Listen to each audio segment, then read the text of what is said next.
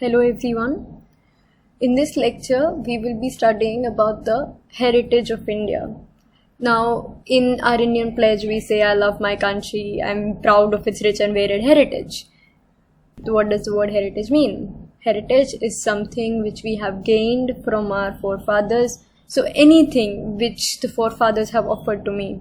For example, the Taj Mahal or the Qutub Minar, that is a part of the cultural heritage because I have been given by birth all of these things from my forefather. Moreover, something which the nature has offered to me, which is the natural heritage. So rivers and the landscape.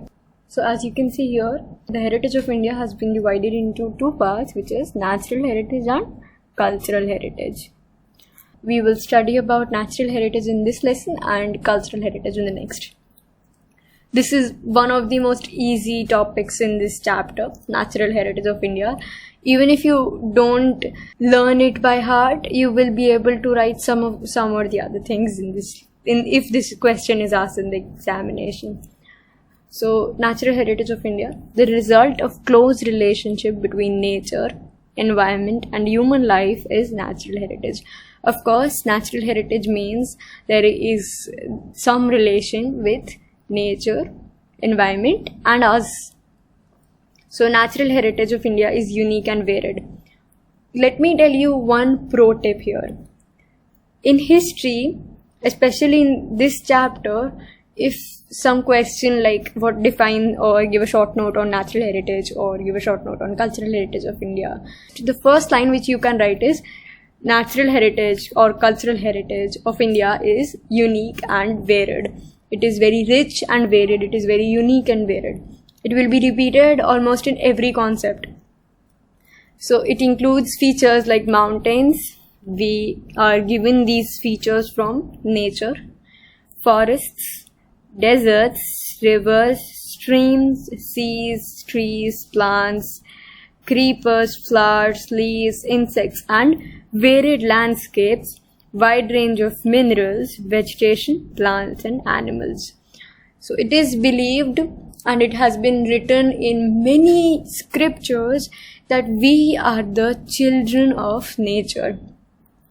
So nature has made a very beautiful arrangement for our food. We get food from plants, we get water from rivers, we get fresh air from the environment, and dwelling. Dwelling means habitat, our house, where we live. So our habitat, all of these things are provided to us by nature.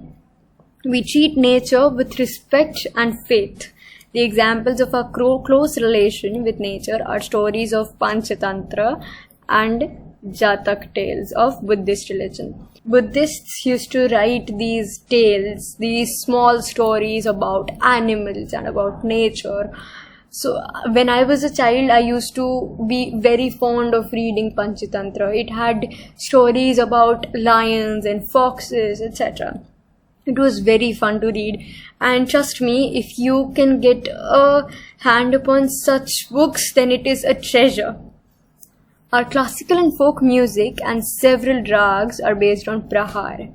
Now this is again one of the questions from MCQs. Please underline this. Prahar means period of day. So a lot of music is a lot of rags are based on the prahar, the period of a day. Similarly, Ayurveda, Unani, nature care, etc. are totally based on nature. So basically these are medicinal aspects. Ayurveda, Unani and nature care, all of these provide medicines for humans based on nature. Now the natural heritage has been divided into 4 different parts. The first is landscapes, the second is rivers, the third and fourth is wildlife and vegetation. So we'll study all of these in detail. Again, something which we all know and something even if we don't learn them by these answers by heart, we'll be able to answer them. The first is landscapes. You should pause right here and think what landscapes are. It's simple. Landscapes mean scenery. So beautiful landscapes are generally formed due to different shapes of land. if it is whether it is a peninsula or a valley or a plain or a plateau or an island. For example, the Himalaya is a landscape. Now they have endowed Indians abundantly with useful vegetation and minerals. Landscapes have always been a place where Indians go and worship gods and goddesses. Moreover, there are a lot of new vegetation, there are a lot of strange birds present there, different animals which you cannot find apart from those places. So strange birds, animals and mountain peaks covered with snow, brimming rivers are the gifts of the Himalaya. Forests of Terai region and its pilgrimage places, which some of you might have heard about these places, some of you might have even gone and worshipped at these places, which are Amarnath, Badrinath, Kedarnath and summit like Nanda Devi are in Himalayas. Since ancient times, Himalaya has a greater importance for Indians. Now, Himalayas, you just have to remember a few things what landscapes are. Himalaya is a great landscape, how it is very holy. You have to remember the pilgrimage places, that would be all. Next comes rivers. Rivers have been providing natural ways since ancient times. Now what natural ways do rivers provide us? Again, pause the video and think. Rivers provide us with drinking water, water for domestic usage, water for producing electricity, irrigation purposes and a lot of things. So Indian culture has been flourishing since ancient times even till today at the banks of river Indus and Ravi. So both of these rivers are very important. Again, underline this sentence. The rivers like the Ganga, now you have to just state the rivers here. Yamuna, Saraswati, the Indus, the Narmada, Godavari, Krishna, Kaveri, etc. have profoundly influenced the people of India. Rivers are the source of, now this is the utility of resource, drinking water, domestic usage, irrigation, electricity, waterways. Beside this, man was dependent on river to develop industries of clay utensils, plastering, building of houses. Now all of these industries were developed because of water. Why? Because for clay utensils, for making plaster, for building houses, one of the key feature is water. So back in the day, what people used to do was, nearby rivers, they used to make these industries and use the water from the river. River water has made human life beautiful and prosperous. Landscape scenes at dawn and dusk are very fascinating on the side of a river. These are sources of inspiration for artists and have enriched the lives of the people by developing their aesthetic sense. A lot of artists, a lot of poets find their inspiration near rivers, the river side or the banks of the rivers. So the scenery nearby rivers is an inspiration or is a source of inspiration for a lot of artists. Next comes vegetation. People of India are environment lovers since ancient time. We all love a little nature in our life, don't we? We all like to look at flowers and look at the trees which surround us. At least I do. So we have always been loving and affectionate towards different flowers, shrubs and plants. Humans, animals, birds, etc. are dependent on trees for their food. Now, of course, vegetables are provided from trees, from plants. Fruits are provided from plants and trees. So, humans, we ourselves, animals, birds, and even other living beings, for example, insects, worms, bugs, all of these are dependent on trees. Even the bees are dependent on flowers for their food. Apart from that, banyan and peepal tree, basil tree, these are worshipped in India. घर पर तुलसी का झाड़, उसको भी again, it is considered to be a symbol for good luck. It is considered to be a good sense if you have a tulsi plant in your house. cereals, pulses. Now what things are provided from trees?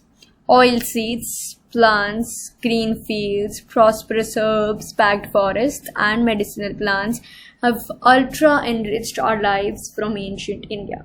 Harde, Ambala, Bahinda, aloe vera, ardusi, neem, etc. Medicines. Now aloe vera we all know. Neem ka patta is always considered to be one which is very medicinal.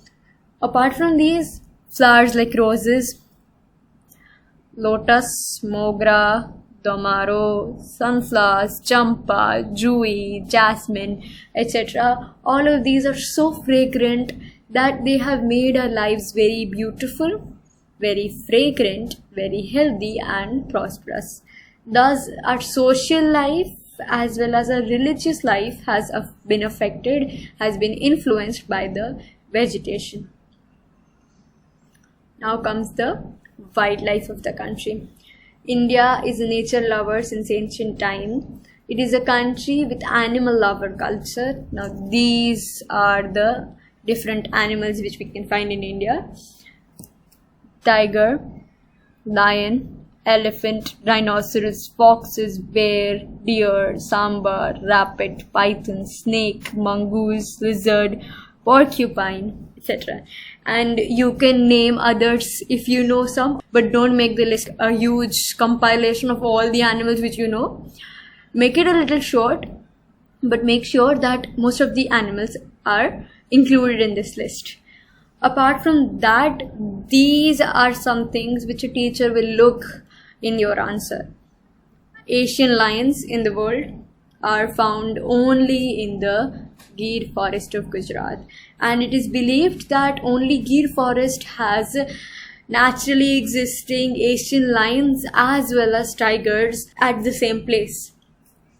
Our religious belief has given us the status of gods and goddesses vehicles to be some of the wild animals. The murtis of a lot of gods and goddesses have different animals: tigers, peacocks, snakes, alligators, etc.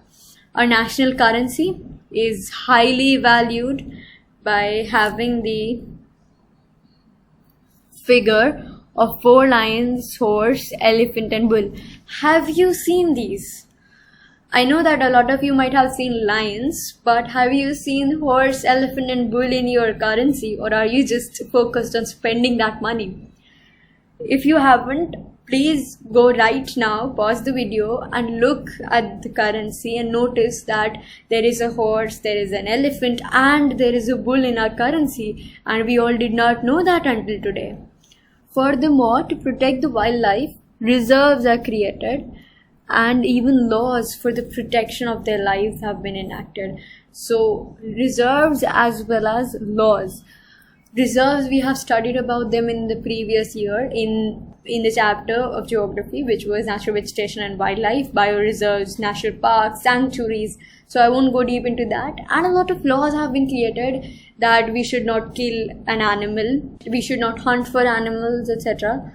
So a lot of acts, a lot of laws have been created for protecting these animals. We'll leave the chapter until here for today.